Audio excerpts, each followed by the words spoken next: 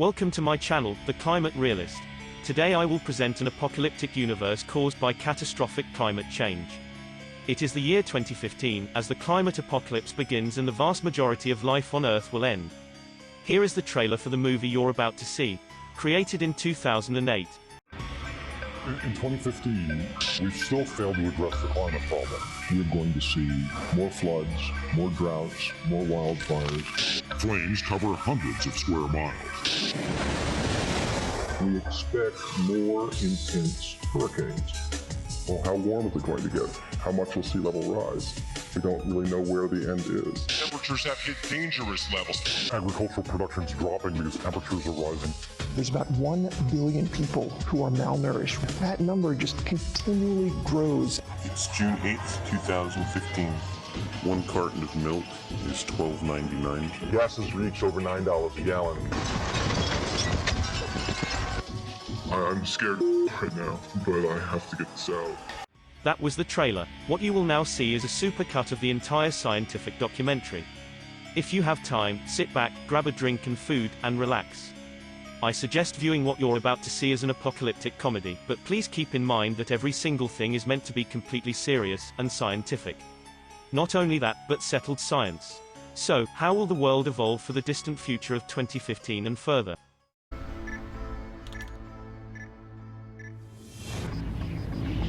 Today, I say to you that the challenges we face are real. They are serious and they are many. The temperature is expected to keep going up. The stock market plunged. Douglas County will run out of drinking water. They will not be met easily or in a short span of time. Sixth grader came down with suspected swine flu on Wednesday. Energy, climate, food, population, economic pressures. Any one of these challenges might be very serious in itself. Raising sea level. Catastrophic weather. 10-year drought. It's scary. These are things that are happening today. The time for action is now. The world had never known such uncertainty. We were used to having what we wanted and doing what we wanted. The analogy that I would draw is someone looking at their bank account, and week after week they're withdrawing money and they're enjoying a good life. If they would bother to read the statements, they would see that the bank account is dropping $900, $800, $700, $600. And at that rate, you know that in another 6 months of the good life, there's not going to be a good life anymore. We've acted as though we were independent of the environment. We've burned fossil fuels. We've overused our renewable resources in the belief that we could do that forever. People are complaining about the economic crisis we have right now. You haven't seen nothing yet. You know, if we continue down this suicidal pathway that we're on, where we basically turn living stuff into dead stuff and call that economic growth, this will look like the good old days.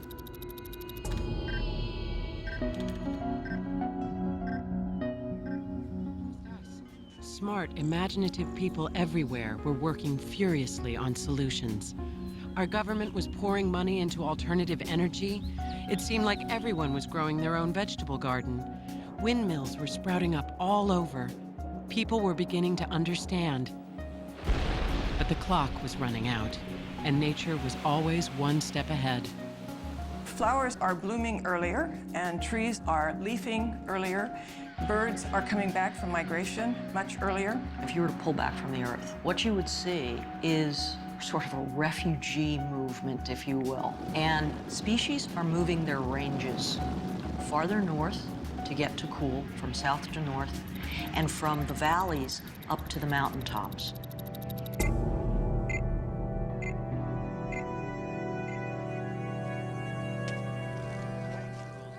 Until one summer, thousands, maybe millions of dragonflies showed up out of nowhere. It was not until much later that I realized they were a sign of what was to come.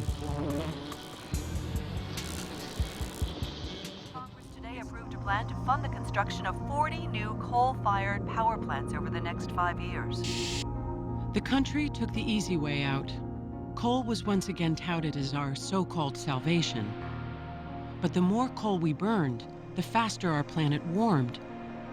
You get the picture. We're spewing more carbon, more methane, more nitrous oxide into the atmosphere. All the bad things of climate change are coming true. And most people were just going along with their everyday lives as if nothing had changed. And until we have a crisis of some kind, I don't think we're going to be motivated to wake up and say, okay, now we have to change. Sometimes it takes a big shock to get people, out of the inertia that's built into the system.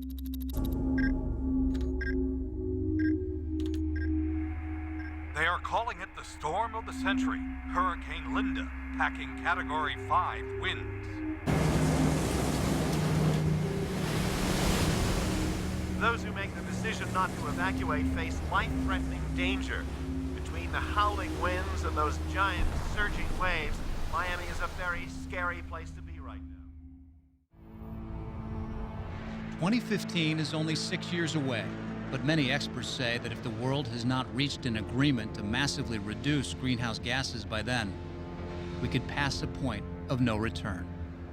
If we're still dragging our feet in 2015, it really becomes almost impossible for the world to avert a degree of climate change that we simply will not be able to manage. The longer we wait without addressing these challenges in an aggressive way, the more likely it is we're going to end up with really bad outcomes. This morning, in the aftermath of Hurricane Linda, we are seeing the first images of what remains of Miami. Neighboring communities have been overwhelmed by hundreds of thousands of evacuees seeking refuge.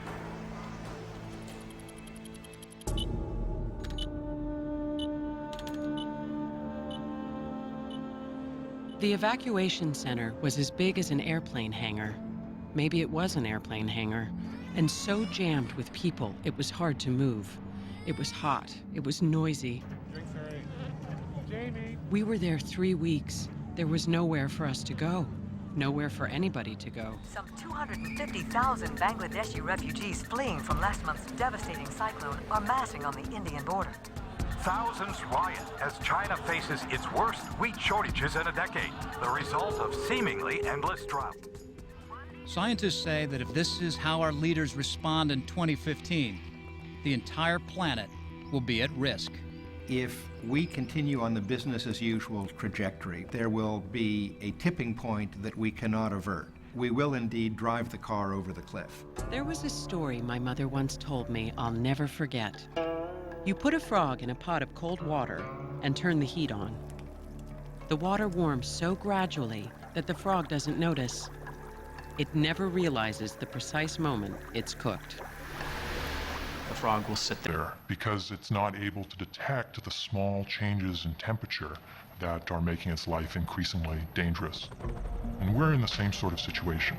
We're so adaptable in our evolution as a species, an adaptability that's allowed us to really, in a sense, conquer nature, conquer the world. But at this point, that adaptability is actually a real threat to our existence. Finally this evening, saving our seas. The federal government has released a major assessment on the oceans. The news is not good. It's going to be tough to drive this summer. Gas prices are expected to soar even higher. Increased heat speeds up evaporation cycles. Impact of these changes can be seen Scientists worldwide. report from the Arctic the tundra is thawing faster than expected. We talk about the Southwest moving into drought as a way to describe what's going to happen, but technically, the Southwest, it's not going to be in drought, it's going to become a desert. So now we're here rationing water. I mean, people in Las Vegas are starting to totally panic. People in Phoenix are starting to panic too. When I turn on my tap this morning, this is what I get out of my tap. Something that will catch people's attention is the first city, rich city in the world that just runs out of water. 3 days after Tucson's taps ran dry, its parched residents finally got relief when a convoy of National Guard tanker trucks carrying 1 million gallons of water finally arrived. Anxious residents lined up to get their allotment. Hundreds of thousands of environmental refugees fleeing drought and famine are streaming toward Europe. They will move across borders by the droves, by the millions, and that will be something we've never seen before. And that might be the thing that we'll find the most difficult to cope with.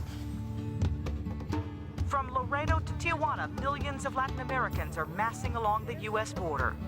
You'll see intense pressure for people to move and be on the move from the Caribbean, from Latin America, from Mexico in particular, into the United States. And that'll put huge stress, I think, on the systems of the United States to try to cope with that. I can't imagine the horrors that will take place on the border as millions of refugees try to get into the United States. They will include familiar species like lions and tigers and bears, but there will also be huge areas of the planet which presently are really lovely and beautiful and diverse. Those places will have essentially disappeared. In the history of the Earth, there have been 5 mass extinctions in which at least half the species on Earth disappeared. They were caused by natural disasters, massive volcanic eruptions, rapid climate change, meteors hitting the Earth. Today, in the 21st century, we are in the midst of what scientists are calling the 6th extinction. And for the first time, it is being caused by a single species, us. When one species proliferates beyond any other, ultimately it sort of knocks out its own life support systems and it collapses. And in a way, that's what we're doing at every level around the world. Today in 2009, the idea that we could do so much damage to our natural environment that it could cause our global civilization to collapse may seem far-fetched. New York City, calculating safest route.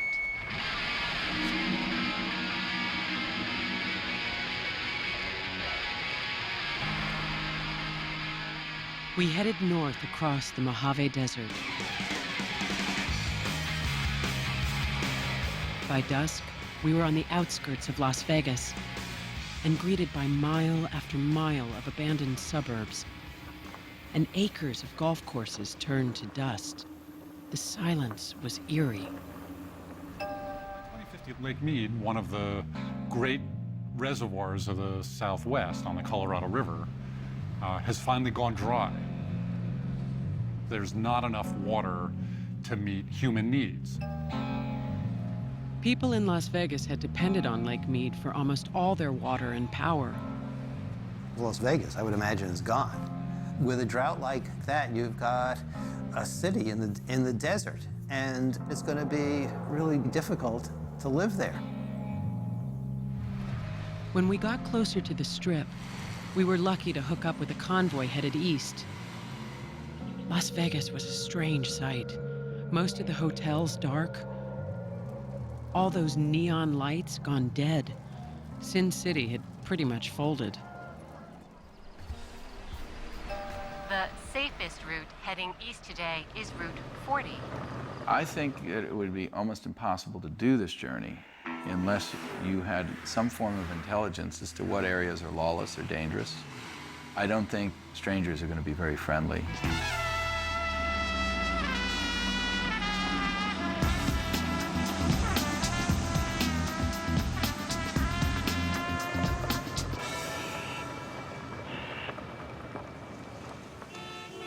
By the time we got onto Route 15, we were grimy and tired. The scene in front of us had jolted us out of our days. Hundreds of people packed the road, all of them streaming out of the southwest heading north. It felt like the Dust Bowl all over again. Think what it would be like if we have millions of neighbors to the south heading north because they don't have food and they don't have water. They shouted at us as we drove past. Molly was half out of the window, catching everything with her camera. Suddenly, a man grabbed her arm. He had a gun and pointed it at Molly's face. "Get out of the truck right now," he yelled. I'd never been so terrified. But within seconds, 2 men from the convoy pulled their own guns, and the man melted back into the crowd. We knew now just how dangerous the border regions had become, and how lucky we were to be headed east.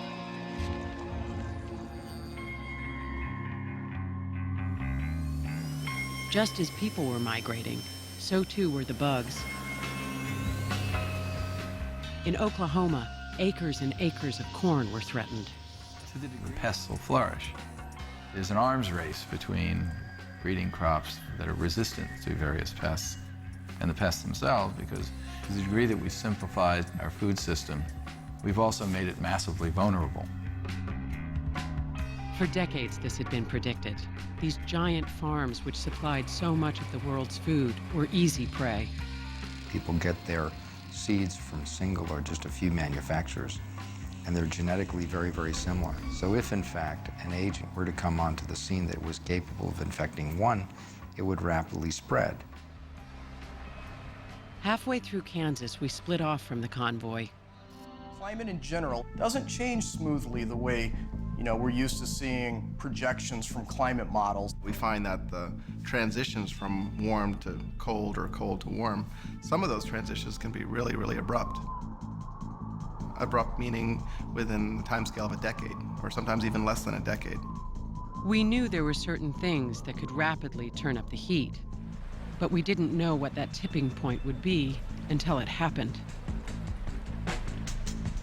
Maybe the tipping point is you heat up the tundra and the permafrost so much that there's a huge burp of methane and carbon dioxide out of those northern soils. Methane is a big worry in my mind because it's some 23 to 30 times more potent than CO2. An enormous reservoir of methane produced by decomposing plants and animals lies buried beneath the frozen Arctic tundra. It has been there since the Ice Age. If the tundra thaws and a large quantity of the gas is released, global temperatures would soar. Nothing happens, you push a little bit more, nothing happens, then you push it a little bit more, and it flips completely to a new state. The methane emanating from the Arctic could raise temperatures worldwide. A panel of experts is convening to recalculate how warm the planet drastically raise global temperatures. This is what specialists call a nonlinear flip or a nonlinear change. When that happens, we don't know what the consequences will be. Spiking global temperatures are wreaking havoc with the Greenland ice sheet. Some fear that the colossal sheet is on the verge of collapse. Unless drastic measures are taken, low-lying coastal cities around the world could expect to see disastrous flooding. Citizens are demanding their governments respond to the impending temperature. The Pentagon today held closed-door meetings to discuss climate change. Our top story tonight, the president is announcing the Cosmic Shield Project, which aims to halt the disintegration of the Greenland ice sheet. Imagine now that you're the president of the United States, and you have word that Greenland is going to collapse in the next 10 years, and you were told that technology exists to stop it. Wouldn't you be tempted to use it? The ice sheets continue to melt, but now at a quicker pace. Sea level rise would soon be measured in feet, not inches. If you end up with several meters of sea level rise, you change life as we know it. In New York, watchdog groups are now suggesting that storm surge barriers may be too low. Society is not set up to deal with rapid sea level rise. It would be a catastrophe of a magnitude we've never experienced. One of our political leaders said not too long ago that the American way of life is non-negotiable.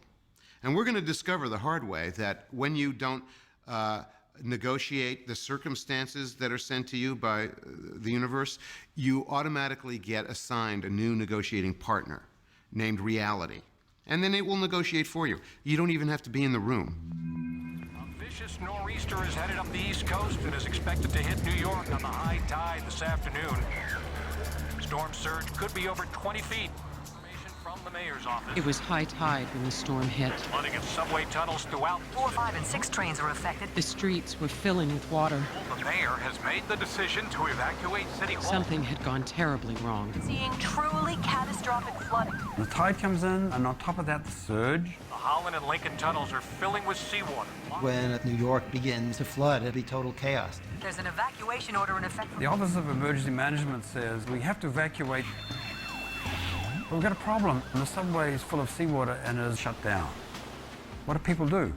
Authorities are now telling anyone still in the city to remain calm and stay inside. Areas are looking at 4 or 5 feet of water. We could see the worst of this storm by 3 a.m. New Yorkers are going to wake up in a very different city tomorrow. Battery Park fills up with seawater. Lower West Side, Lower East Side, southern Brooklyn, Queens is flooded. Kennedy Airport's flooded. Newark Airport's flooded. It's all going to be underwater. In the coming days, when the waters receded, The city was filthy, and everything that could rot was rotting. People wanted to leave, but for many of them, there was nowhere to go. How welcoming will people be when New York or Boston sink underwater and all those people in their millions come to New England or to Pennsylvania? How welcoming will people be? A few hundred years down the line, they'll look back and say, the Dark Ages began in the 21st century.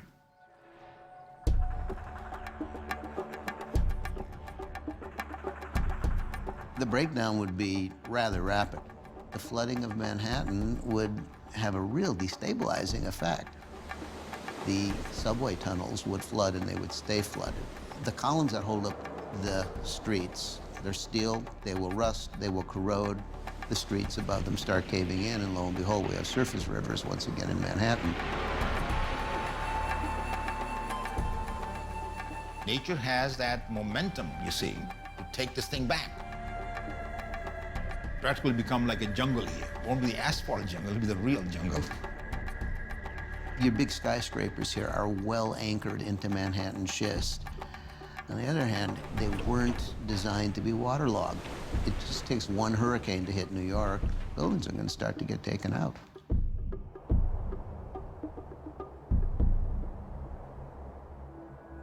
And it wasn't just the city.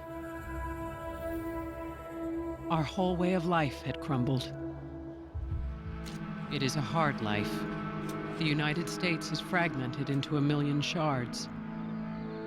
We're all cut off from each other, each protecting what little we have.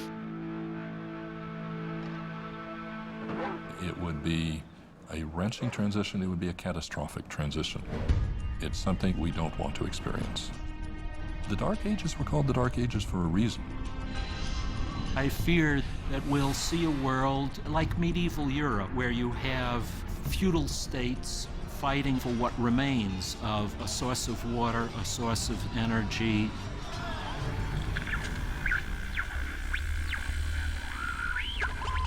We managed to produce our own power and communicate over radio waves. The cities that have endured are now walled fortresses, jealously guarding whatever remains of the computer age. I'm picturing enclaves of affluence and wealth, but surrounded by vast masses of people who will be barely surviving. In effect, humanity could very well be in hell, where hell is defined as truth realized too late.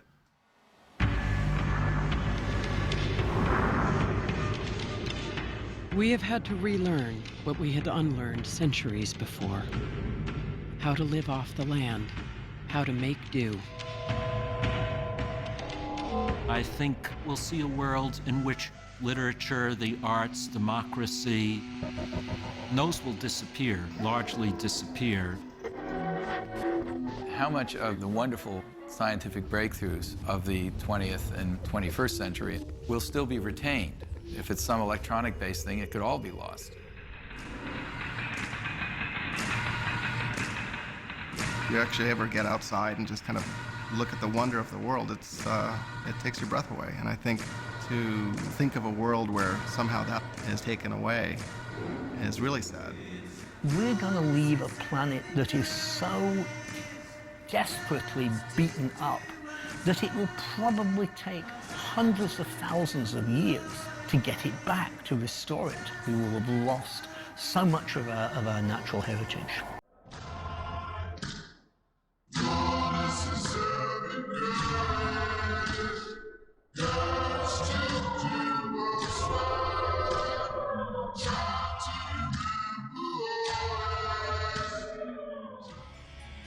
So those were the completely inaccurate predictions of the scientific documentary.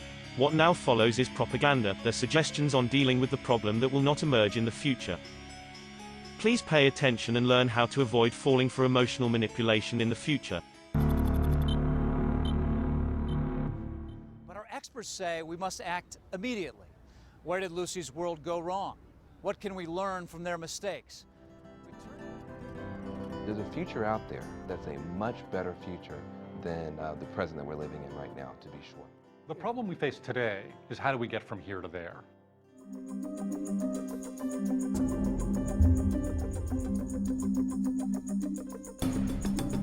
The world that Lucy was born into is our world today. There are plenty of signs that it's in trouble, but there are hopeful signs as well. The problems that we face, water, soil, climate change, they're all problems caused by humans, so we're capable of solving those problems. It could be overwhelming if we let it. I just try to take it one brick, one chunk at a time. I think that's how you have to deal with it. So what should we do right now to chart another course? How do we avoid ending up in Lucy's world? Many experts say the first step should be transforming how we use energy. Much of what we need to do, we already know. Plant a garden. Use compact fluorescent bulbs. Or mass transit for people. Insulate your homes. Smaller cars. There is no simple solution, but 100% of the Earth's population doing a very small thing makes a very big difference. But individuals alone won't be able to turn things around. Governments and industries are going to have to change on a massive scale. We're going to have to come up with more solar, more wave power, more geothermal energy. And if we can put more people back to work, then by 2015, instead of communities disintegrating, they could start to rebound. You can fight pollution and poverty at the same time. You can beat global warming and the economic downturn with the same dollar bill if you invested in green jobs, green energy, green technologies. If we start those investments today, there wouldn't be gas lines and fights as in Lucy's world. Instead, there would be electric cars that could run 300 miles per charge. But completely redesigning our energy system would require rapid change. It would mean both sacrifice and hard work for the whole country. But we have done it before. The thing I would compare it to is World War II. After Pearl Harbor, FDR turned to Detroit, the automakers, and said, you will now make tanks. You will now make Jeeps. Just like that. That was like overnight almost. And they did it. And we won that war. It's going to take that same level of commitment. Well, if we don't set an example as the strongest and most important country in the world, what do we expect them to do? They're not going to follow if we don't lead. By tackling climate change, you end up tackling energy, you end up tackling food, you end up tackling water resources. You could change this vicious cycle, I think, into a virtuous cycle. Then what we could see is actually billions of people coming into far more stable, sustainable, prosperous economies. Humanity will be relatively disease-free.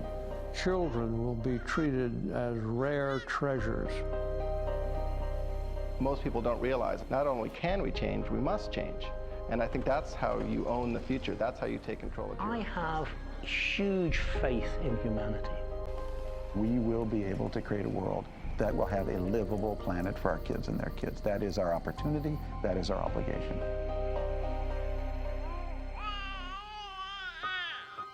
Kids born today will see us navigate past the first greatest test of humanity, which is, can we actually be smart enough to live on a planet without destroying it? In December this year, nearly 200 countries plan to meet in Copenhagen, Denmark. Their mission to draw up a strategy to finally come up with a global agreement to slow climate change and safeguard the planet. If you'd like to learn more about Earth 2100, or if you want to get involved in the solutions, go to our webpage at abcnews.com. I'm Bob Woodruff. For all of us here at ABC News, good night. If you made it this far into the video, thank you very much for watching all of it. This video took a lot of time and effort to make. Please consider donating a cup of coffee or tea on my Patreon.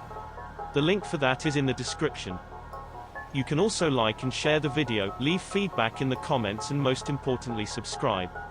I was very pleased on how the video turned out, and I hope it was educational. Cities abandoned, large parts of America suffering from drought, the possible collapse of civilization.